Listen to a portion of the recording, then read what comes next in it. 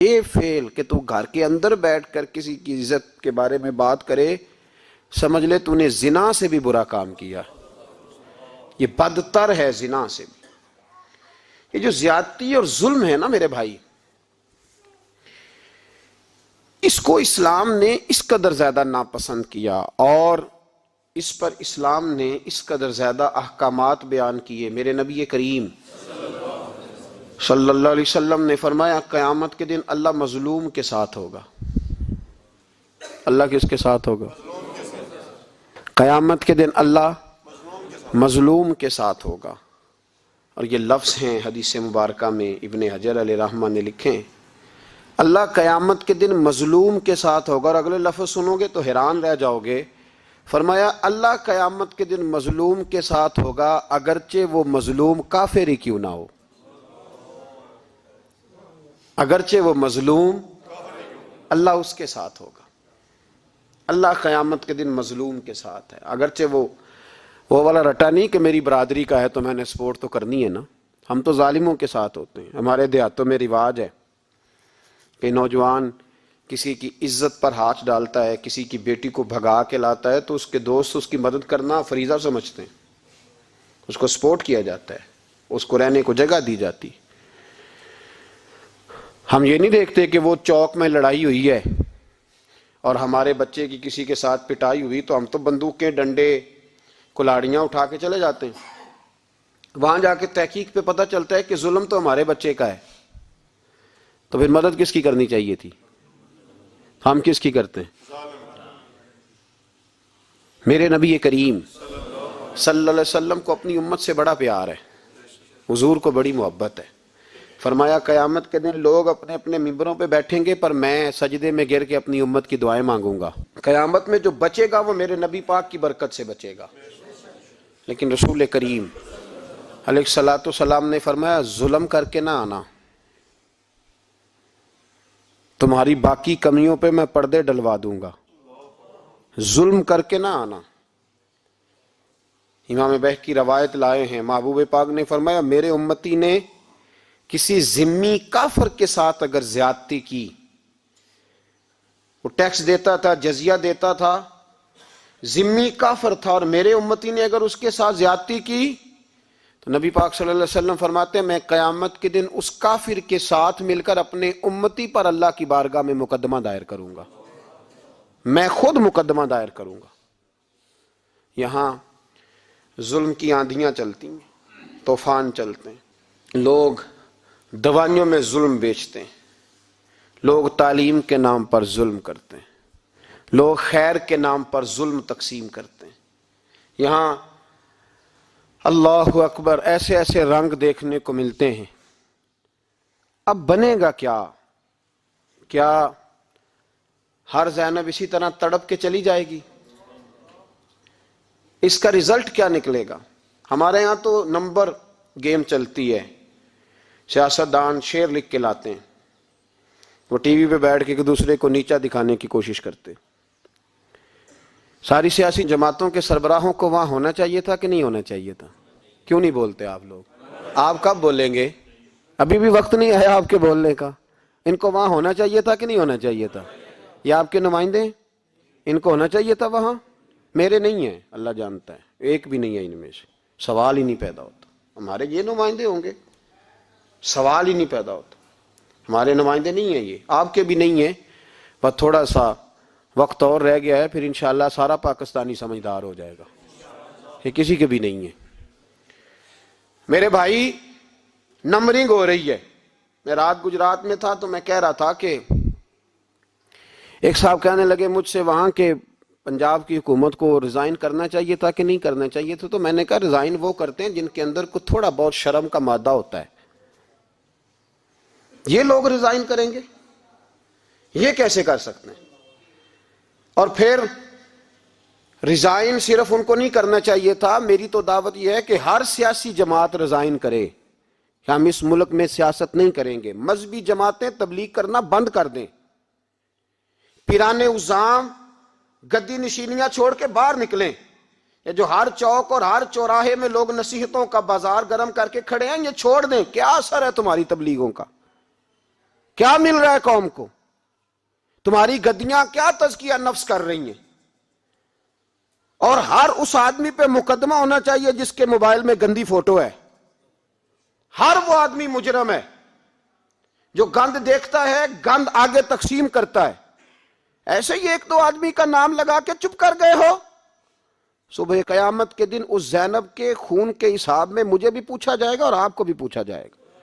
ہر ایک آدمی دوسرے پہ بوجھ ڈال کے خاموش ہو جاتا ہے. حکومت نے غلط کیا، حکومت بنوائی کس نے تھی؟ کس نے ووٹ دیا تھا؟ برابر کے شریک ہیں ان کے جرموں میں جو ان کو ٹھپے لگاتے ہیں. چپ کر جاتے ہو تنقید کر کے. حضرت سیدنا امام مالک رحمت اللہ علیہ فرمایا کرتے ظالموں کا مددگار بھی ظالم ہوتا ہے. تو ان کو ٹھپے لگانے والا ظالم نہیں ہوتا؟ وہ نہیں مددگار ظالموں کا؟ ابھی تک لوگ کہہ رہے ہیں مولانا آپ سخت جملے کہتے ہیں، آپ سخت جملے کہتے ہیں، آپ بچیں. میں نے کہا تمہیں پتہ نہیں نا، تمہیں خبر نہیں، تم اس زیادتی کا شکار نہیں ہو، تمہیں کیا پتا. میرے ایک چچا کا بیٹا تھا، اکلوتا تھا، وہ رستے میں جاتے ہوئے کسی کی گولی کا شکار ہو گیا. میں تھانے گیا پرچہ کٹوانے، طالب علمی کا زمانہ تھا، اور جب میں گھر سے نکلا تھا تو میری جیب میں 2 روپے تھے. میرے تو ابا جی بڑی دیر پہلے انتقال کر گئے. چچا کی یہ حالت تھی کہ وہ بیچارے اٹھنے کے قابل نہیں رہے، ایک بیٹا تھا. اور میں جب تھانے گیا تو میں نے پرچہ کاٹنے والے سے کہا کہ قتل ہو گیا ہے، پرچہ کٹوانا ہے. اور ڈاکٹر یہ کہتا ہے، ڈاکٹر جو مسیحا بنے پھرتے ہیں قوم کے، وہ کہتا ہے لاش کو ادھر رکھو اور پہلے پرچہ کٹوا کے لاؤ، پھر پوسٹ مارٹم کریں گے. اس نے بھی ایک ٹیلی فون کرنا گوارا نہیں کیا. یہ سارے ظالم ہیں اللہ ماشاء اللہ، یہ سب کٹہروں میں آئیں گے، ان سب کو حساب دینا ہے. ان کی گودوں میں بیٹھنے والے مولوی اور پیر سب سے پہلے وہ لٹکائے جائیں گے، سب سے پہلا نمبر ان کا ہے. میں نے جا کے کہا پرچہ پہلے پرچہ کٹواؤ پھر پوسٹ مارٹم شروع. میں نے کہا پرچہ، تو پولیس والا مجھے کہنے لگا ایک پینسلوں کا ڈبہ لاؤ. یہ نمائندے ہیں ہمارے، یہ ہماری حفاظت کرنے پہ ہیں، تم نے خود اپنے لیے پولیس بنائی ہے. زینب کا چچا کہتا ہے جب میں تھانے گیا تھا پرچہ کٹوانے تو مجھے پولیس والے کہتے تھے اگر مالٹے ٹھنڈے ملتے ہیں تو لے کے آ. اور زینب کا چچا کہتا ہے کہ وہ مجھے کہتے تھے کہ جا نیسلے کی 2 بوتلیں لا، پانی پینا ہے. اس ملک پہ بسنے والوں کا کوئی وارث نہیں، کوئی نہیں ان کا والی وارث. اور کہتے ہیں کوڑے میں پڑی لپٹی ہوئی خون سے لاش. اور مجھے پولیس والے کہتے ہیں فلانے نے لاش ڈھونڈی ہے، اسے تو پہلے 10,000 دے لے. میں ظالم ہوں، آپ ظالم ہیں. انہوں نے ان ظالموں کو اپنا سپہ سالار بنایا ہے. تیاری کر رہو اللہ کے حضور. میں نے پوچھا رب کریم سے مولا تو بتانا رزلٹ کب نکلے گا؟ تو رب کریم نے فرمایا دنیا تو غافل ہو سکتی ہے، وَلَا تَحْسَبَنَّ اللَّهَ غَافِلًا عَمَّا يَعْمَلُ الظَّالِمُونَ. کر جا کے سورۃ ابراہیم کی آیت نمبر 42 پڑھو. رب فرماتا ہے اللہ غافل نہیں ہے ان لوگوں سے جو دنیا میں ظلم کر رہے ہیں. اللہ ظالموں کے کاموں سے غافل. تو پھر مولا رزلٹ کیا ہے؟ فرمایا انما یؤخرہم لیوم. اللہ نے ایک دن کے لیے یہ فیصلے رکھے ہوئے. رب روز عدالت نہیں لگائے گا، اللہ نے ایک دن رکھا ہوا ہے. تشخص فیہ الابصار. فرمایا میں ظالموں کو اس طرح لٹکاؤں گا کہ لوگوں کی آنکھیں کھلی کی کھلی رہ جائیں گی.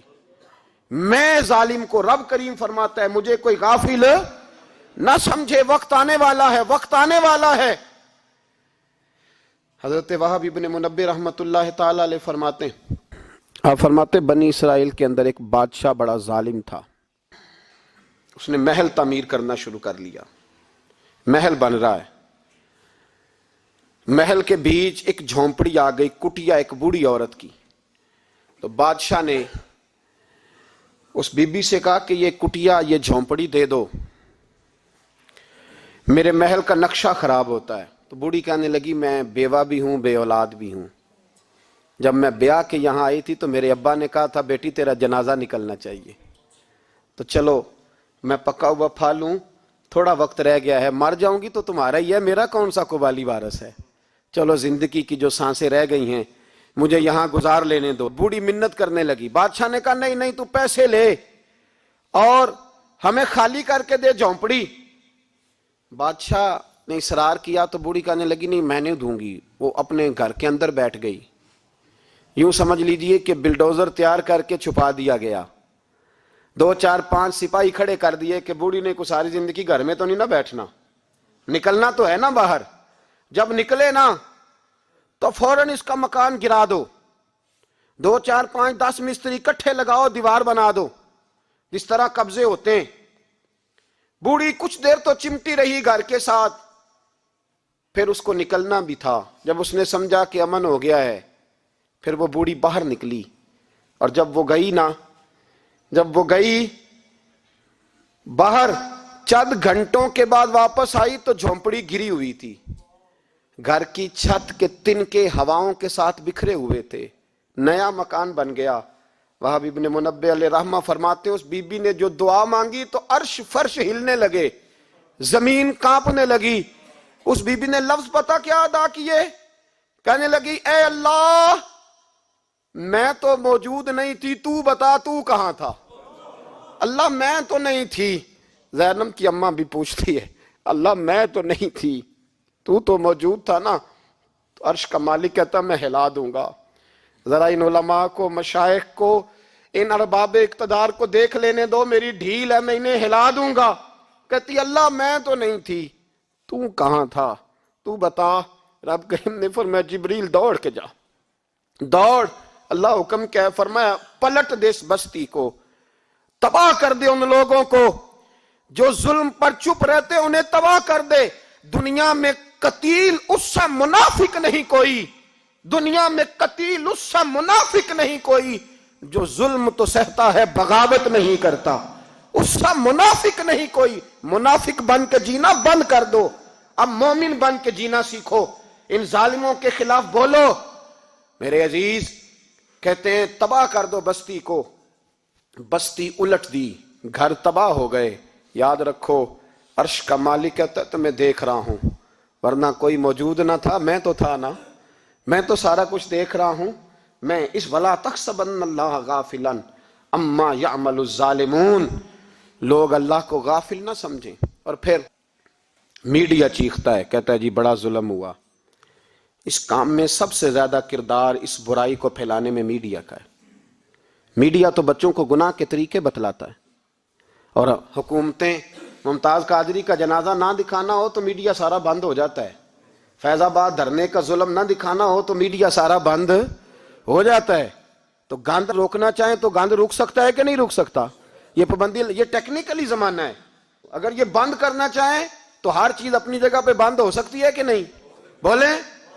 لیکن ہم تو روئیں گے نا, فیس بک پہ تصویر لگائیں گے زینب کے ساتھ ظلم ہوا, تو تیری تو امام والی دکان پہ گندی فوٹو لگی ہوئی ہے, تیرے تو موبائل میں سارا گند ہے. اس گند کی ترویج و اشاعت میں تو میں اور آپ شامل ہوتے جا رہے ہیں. گند تو پرموٹ ہو رہا ہے, اسی سے تو لوگوں کے جذبات ابھرتے ہیں. ابا جی کہتے ہیں مجھے اعتبار ہے, مجھے اعتبار ہے بیٹی پہ. یہ کیا تماشا ہوا اعتبار کا؟ یہ کیا بات ہوئی؟ اعتبار کس کو کہتے ہیں؟ حضرت جنید بغدادی رحمت اللہ تعالی علیہ, آپ سے کسی نے پوچھا, میں تھوڑے دن پہلے, مجھے گجرات یونیورسٹی کے کچھ طالب علموں نے دعوت دی, کچھ اساتذہ نے کہا کہ یہاں سیرت سیمینار ہے آپ آئیں.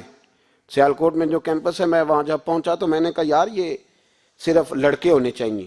کہنے لگے اتنے بولے مولوی تقریر کرتے ہیں لڑکیوں میں, تو آپ, تو میں نے کہا یار مجھے دکھیا نو سمجھ لو, پرانے خیالات کا ہوں, اور ویسے بھی میرے لیے مولوی حجت نہیں, میرے لیے رسول اللہ کا دین حجت ہے, تو آپ پردہ کرائیں. خیر انہوں نے مہربانی کی, کوئی پارٹیشن ہو گئی. جب میں پہنچا تو شاید 1.5 منٹ لگا ہو مجھے گیٹ سے ہال میں جانے تک, لیکن وہاں جو بچے اور بچیوں کا میں نے حال دیکھا تو میں دعا مانگ رہا تھا, اے اللہ تو اس قوم پہ فضل فرما, اس قوم پہ. ابا جی کہتے مجھے اعتبار ہے. نابینا سے ابھی ہیں عبداللہ ابن مکتوم رضی اللہ تعالی, وہ آئے ہیں تو نبی پاک صلی اللہ علیہ وسلم نے فرمایا عائشہ پردہ کر لو, تیرے گھر میں بسنے والی بی بی سید عائشہ سے بھی پاک ہے, تیری بیٹی حضرت عائشہ صدیقہ سے بھی زیادہ حرمت والی ہے. نبی پاک نے فرمایا عائشہ پردہ کرو. حضور وہ نابینا ہے. فرمایا تمہیں تو نظر آ رہا ہے نا, تیرا اعتبار یہاں سے بھی زیادہ بڑھ گیا ہے. حضرت جنید بغدادی سے کہا حضور ہمیں قرآن شریف پڑھا دیں. آپ نے فرمایا درمیان میں عورتیں پردہ ڈالیں پھر پڑھاؤں گا. کہا حضور قرآن پاک ہی پڑھانا ہے, تو حضرت جنید فرمانے لگے پڑھانے والے حسن بصری ہو اور پڑھنے والی رابعہ بصری ہو اور درمیان میں قرآن پڑھا ہو، پھر بھی میں انہیں بغیر پردے کے پڑھنے کی اجازت نہیں دیتا۔ یہاں تو حال ہی کوئی نہیں، اس گند کو روز پرموٹ کرتے ہو، نوجوانوں کے جذبات بکھرتے ہیں اور بپھرتے ہیں، اور پھر اس کے بعد کہتے ہو کہ آگ نہ لگے۔ یہ کیسے ہو سکتا ہے؟ تم نے خود آگ لگائی ہے چمن میں اپنے، بے سبب گردش ایام کو الزام نہ دو، تم نے خود نور کا ظلمت سے کیا ہے سودا، کر کے توہین سحر شام کو الزام نہ دو۔ او بھائی یاد رکھو، جب تک یہ گند رہے گا، فحاشی اور عریانی رہے گی۔ انڈیا کے اندر زیادتی کے واقعات زیادہ ہیں پاکستان کی نسبت۔ کیوں؟ اس لیے کہ گند زیادہ ہے، فحاشی اور عریانی۔ اسلام نے تو نظر تک پر پابندی لگا دی، کہا اپنی نظر بھی مومن جھکا کے رکھیں، جو چیزیں سبب بن سکتی ہیں ان پر بھی پابندی لگا کے رکھی۔ ہم توجہ ہی نہیں کرتے، خیال ہی نہیں ہے، اس کو پرموٹ کیا جاتا ہے۔ اور سب سے دوسری بڑی وجہ یہ ہے کہ مجرم کو سزا نہیں ملتی۔ مجرم کو سزا بولیے، وہ چھوٹ گیا نا سرے عام، ایک بڑے آدمی کا بیٹا قتل کرنے والا چھوٹ گیا نا، وہ جس نے سرے عام ایک سپاہی کانسٹیبل کو کچل دیا تھا، وہ بچ گیا نا، آ گیا نا باہر۔ ریمنڈ ڈیوس کئی گولیاں مار کے بچ گیا نا۔ جب مجرم کو سزا نہیں ملتی تو پھر گناہ بند۔ میرے رسول پاک صلی اللہ علیہ وسلم نے قانون دیا، قانون، ایک عورت نے چوری کی، اس کے حضرت سیدنا اسامہ بن زید حضور کے محبوب صحابی سفارشی بن کے آئے، حضور تھوڑی لچک دے دیں۔ نبی پاک نے فرمایا سنو، میری بیٹی فاطمہ بھی چوری کرتی تو میں ہاتھ کاٹ دیتا۔ مجرم کے لیے سزا ضروری ہے، مجرموں کو سزا ملے گی تو حالات بہتر ہوں گے۔ کہتے ہیں سرے عام پھانسی لگاؤ، کہتے ہیں قانون میں گنجائش نہیں۔ تمہارے لیے قانون روز بدل جاتا ہے۔ جب مطالبہ کیا گیا نا کہ سرے عام جاگ رہے ہیں آپ لوگ، کیسے ہو گئے جی؟ چلے میں دعا کرتا ہوں، اللہ کرے میری قوم جاگ جائے، آمین تو کہہ دیں۔ اللہ کرے آپ لوگ جاگ جائیں اور جاگتے رہیں۔ اعلیٰ حضرت نے فرمایا تھا، مشورہ دیا تھا، سونا جنگل رات اندھیری، چھائی بدلی کالی ہے، سونے والوں جاگتے رہنا کیونکہ چوروں کی رکھوالی ہے۔ سونا جنگل رات اندھیری، چھائی بدلی کالی ہے، سونے والوں جاگتے رہنا، چوروں کی رکھوالی ہے۔ کہا گیا سرے عام پھانسی دو، تو کہنے لگے آئین میں گنجائش نہیں چوک میں پھانسی دینے کی، اور تمہاری ضرورت پڑے تو آئین میں ترمیم ہو جاتی ہے۔ تو آج زینب کو ضرورت پڑی ہے تو کیوں ترمیم نہیں ہو سکتی؟ آج ایک غریب مظلوم ماں کو ضرورت پڑی ہے تو ترمیم کیوں نہیں ہو سکتی؟ انہیں چوک میں پھانسی دو، انہیں لٹکاؤ، انہیں کاٹ کر کتوں کے آگے ڈالو تاکہ ہر ایک کی بیٹی محفوظ رہ سکے۔ اور وہ زینب کسی اور کی بیٹی نہیں، وہ میری بیٹی ہے، وہ میری بیٹی ہے۔ کبھی 6 سال کی بیٹی سینے پہ لٹا نا اور پھر اس باپ کا درد محسوس کر، تجھے اندازہ ہو کہ بیٹی تو بیٹی ہوتی ہے۔ حاتم تائی کی بیٹی ننگے سر دربار رسالت پہ آئی تو میرے نبی پاک نے چادر دی۔ سلمان فارسی کہنے لگے سونیا کافر کی بیٹی ہے، تیری پاک چادر ہے، میں اپنی نہ دے دوں؟ تو حضور نے فرمایا سلمان چپ کر جا، بیٹیاں سانجی ہوتی، بیٹیاں سانجی ہوتی ہیں، چپ کر۔ کافر کی بیٹی صحیح بیٹی تو ہے نا، اور بیٹیاں تو سانجی ہوتی ہیں۔ یہاں اتنا ظلم اور اتنا حشر ہو گیا اور کہتے ہیں پتہ نہیں چلا۔ دیکھتے ہیں، کرتے ہیں، سنتے ہیں۔ یاد رکھو ظلم کبھی مٹا نہیں کرتا، ظلم کبھی۔ اس لیے زینب بھائی، زینب تو میری بیٹی ہے، زینب تو تیری بیٹی ہے، زینب تو امت کی بیٹی ہے، زینب تو پاکستان کی بیٹی ہے، زینب تو ہر اس شخص کی بیٹی ہے جو کسی بھی بچی کا باپ ہے، جو کسی بھی بچے کا باپ ہے، وہ ملت کی بیٹی ہے۔ اس لیے وہ دکھ کسی ایک کا نہیں، وہ سب کا برابر کا ہے۔ بس یاد رکھو اس معاشرے میں پہلی بات یہ کہ اس گند پہ، بے حیائی پہ کنٹرول۔ دوسری بات یہ تدارک عرض کر رہا ہوں، مجرم کو سزا ملے۔ اگر پرانے مجرموں کو سزا ملتی تو کبھی بھی دوبارہ جرم کی کسی کو ہمت۔ حضرت عمر کے زمانے میں جرم کیوں بند ہوئے تھے؟ اس لیے کہ وہ سرے عام کوڑے مارتے تھے، ان کا درہ لٹکتا تھا، وہ کسی کو گنجائش نہیں دیتے، کسی کو گنجائش۔ گورنر کا بیٹا بھی زیادتی کرتا تو چوک میں کھڑے ہو کے درے مارتے۔ فرماتے لوگوں کی ماؤں نے انہیں آزاد پیدا کیا، تم نے کیسے غلام بن لیا؟ یہاں جب قانون بدلتا ہے اور پھر شکوہ ہے ہمیں غریب آدمی نے تو پرچہ درج کرانا ہو تو اس کو تو چودھری صاحب بھی وقت نہیں دیتے، اس کو تو چودھری صاحب بھی کہتے ہیں گڈی کرائی آ، پیسے ہے نہیں تھانے جانے دے، اتنے پیسے لگ دین۔ ظالموں ڈرو اللہ تعالیٰ سے، ڈرو۔ اور غریب آدمی چلا جائے تھانے تو اس کو پولیس والا پوچھتا ہے، وہ کہتا ہے کس طرح ہوا تھا، کس طرح کر کے ہوا، تفصیل بتا۔ اور پھر وہ دو کہتا ہے تو جا، ابھی میں کوشش کرتا ہوں، میں پہلے ان کو فون کرتا ہوں مجرموں کو، پھر اس کے بعد تیرا۔ اور تگڑے آدمی پہ درخواست آ جائے کبھی تو اس کو فون کر کے پوچھتے ہیں چودھری صاحب کی کرنا ہے پرچے دا، پھر وہ خود فون کرتے ہو۔ یہ امیر کے لیے قانون اور ہے اور غریب کے لیے اور ہے، یہ کس طرح ہو سکتا ہے؟ میرے نبی کریم صلی اللہ تعالی علیہ وسلم نے انصاف کی فراہمی چھوٹے بڑے کے لیے ایک رکھی، اور یاد رکھو حساب تو دینا ہے، حساب بول کے بتائیے، حساب جو زیادتی کرے گا اس نے حساب اور دینا پڑے گا۔ یہاں نہیں دو گے تو وہاں دو گے، حساب تو بہرحال اس مجرم نے تو دینا ہے۔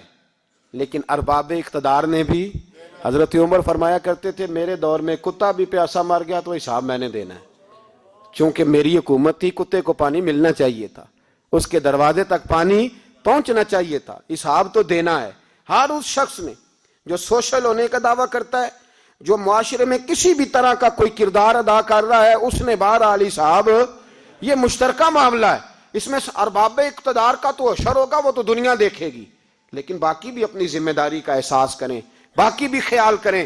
سنو اور یاد رکھنا اس بات کو، غور کریں کہ میری طرف دیکھیں میرے بھائی، ایک مکران شاہ بادشاہ گزرا ہے ایران کا، کچھ نرم دل تھا، وہ نا سیر کرنے نکلا، درمیان میں پل آتا تھا، ایک دریا تھا، اس کا پل تھا، اور پل کے اس پار جنگل تھا، سبزہ تھا، سیرگاہیں بنی ہوئی تھی۔ بادشاہ وہاں 2-4 دن رہنے کا ارادہ کیا۔ جب بادشاہ وہاں پہنچتا ہے نا مکران شاہ، تو اس نے دیکھا کہ وہاں 2-3 دن قیام کرنا ہے، جھیل ہے، سیرگاہ ہے، وہاں اس نے رکنے کا پروگرام بنا لیا۔